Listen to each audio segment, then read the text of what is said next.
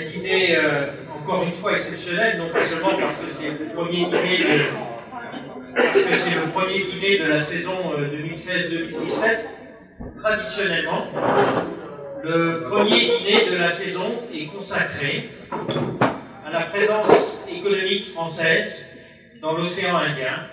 Et ce soir, pour vous parler de cette économie française dans l'océan Indien et en particulier, bien sûr, à Madagascar, eh bien, nous sommes très heureux d'accueillir Madame l'ambassadeur de France. Je laisserai parler plutôt les collaborateurs que vous n'avez pas encore entendus.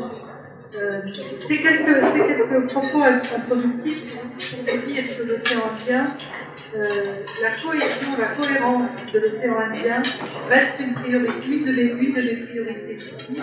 Tisser des liens avec les autres îles fait partie de ma mission. Et depuis la dernière fois que nous nous sommes vus, il y a eu des avancées positives. D'abord, des échanges humains avec la visite, par exemple, du président malgache à Maurice, la visite du président des Comores ici à Madagascar, donc le renforcement de ces échanges. Il y a eu une manifestation de l'océan Indien qui s'est remarquablement déroulée ici à Madagascar, c'est les Jeux de l'océan Indien, où des centaines de jeunes athlètes venus de l'ensemble des îles de l'océan Indien se sont rencontrés, et Madagascar a organisé cette fête de façon magnifique. Ça s'est parfaitement déroulé. C'est le signe que finalement, quand tout le monde vient du ciel, on oublie, on met de côté les difficultés et on arrive à parfaitement travailler ensemble. La communauté française à Madagascar est la première communauté européenne, étrangère à Madagascar. Donc, ce réseau culturel, ce réseau d'enseignement permet ces échanges de valeurs, d'idées, des gens, et il faut reconnaître que ça marche bien. Je crois que ça mérite d'être soutenu et encouragé. Donc, bravo à nos réseaux, bravo à tous ceux qui les fréquentent, bravo à tous ceux qui sont passés par là et qui ont...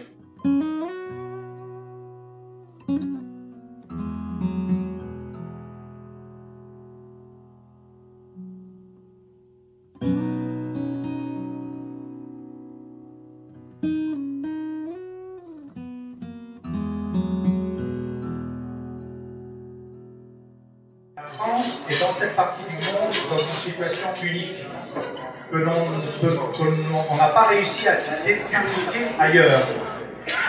Nous sommes présents sur tous les continents, nous sommes présents sur tous les océans, et nous n'avons pas une concentration aussi forte de présence économique française que dans le pourtour de l'océan Indien. Et encore une fois, je pense que c'est on peut se féliciter en tant que représentant de la France. Je pense que ceux qui bénéficient de cet investissement français ne peuvent se féliciter dans la mesure où nos investissements sont créateurs de richesse, de transfert de technologie, de création d'emplois et de développement de partenariats. Je dirais en conclusion que ce que nous souhaitons faire le plus, c'est de peut-être initier un nouveau modèle de développement émanant d'entreprises françaises, essentiellement ou majoritairement basé sur des partenariats avec les opérateurs malgaches. Monsieur Zouzar Bouka, s'il vous plaît. Salut. Donc, en fait, on se retrouve à Washington avec presque tous les chefs d'État africains, presque tout le gouvernement américain. Donc, il y avait aussi bien Obama que Kerry, le Secretary of Treasury, des ténors. Il y avait aussi une grande partie de ce qu'on appelle on va dire l'équivalent du CAC 40, donc les 500 premières compagnies américaines. Donc vous aviez les grands patrons de ces compagnies qui étaient là, et ça a permis donc justement des mises en contact, des relations. Moi par exemple, ça m'a permis à mon niveau de m'associer avec une compagnie américaine qui s'appelle Simion, et avec qui on a lancé un projet d'énergie ici à Madagascar. Une réhabilitation d'une centrale de 40 MW.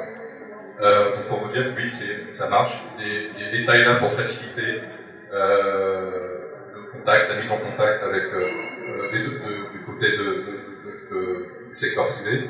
les choses se mettent en place.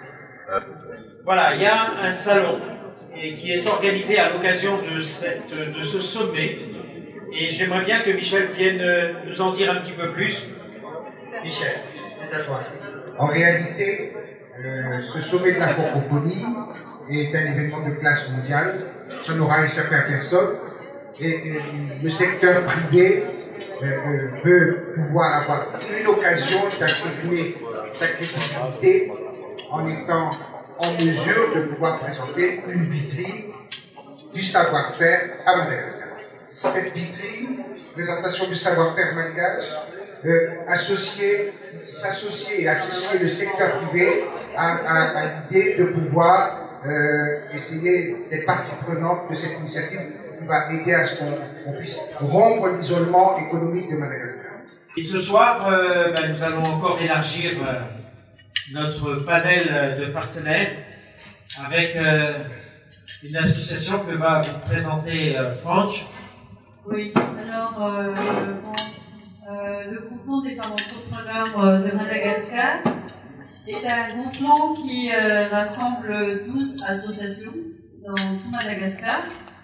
Nous sommes donc présentes un petit peu dans le nord, dans le sud. Je citerai peut-être une par une des associations. Donc, ce sont des associations qui regroupent des femmes entrepreneurs formelles dans tout secteur d'activité.